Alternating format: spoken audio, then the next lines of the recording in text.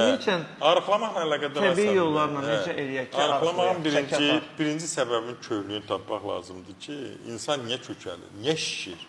Adam var deyir, doktor, mən yemək yemirəm. Su içirəm ancaq Su içirəm, kökəlirəm. Adam var deyir ki, yeyirəm, kökəlirəm.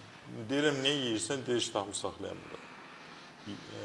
Bir qohumum var, çox əziz qohumumdur. İndi rayonda, Tovuzda sual verirəm ki, niyə yeyirsən? Deyir, bu ləzzətli yeməyi nə təriyim? Özümü saxlaya bilmirəm.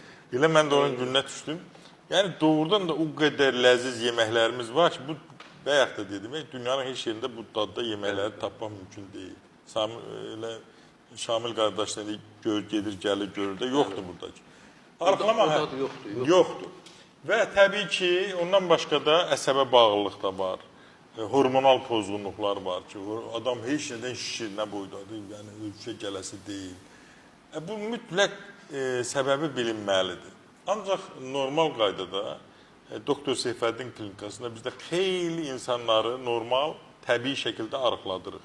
Təbii ki, orada bizim qidalanma rejimimiz də var, xüsusi məlhəmlər veririk, həm onu təbii qidalandırır, az qəbul edir, ancaq toxluq verir də, təbii şəkildə də o tozlar, nə bilim, kimyəvi məhsullar yox, zərərli məhsullar yox, tam təbii məhsullar. Bir də təbii ki, orada xüsusi qaydaları başa salır. Adam var, deyir, mən əsəbləşəndə yeyirəm. Əsəbləşəndə yeməsəm pis günə qalaram. Hər əsəbləşdikcə bu adam yeyir. Onda şişəcək, kökələcək təbii ki. Onda sinir sistemini sakitləşdirirsən.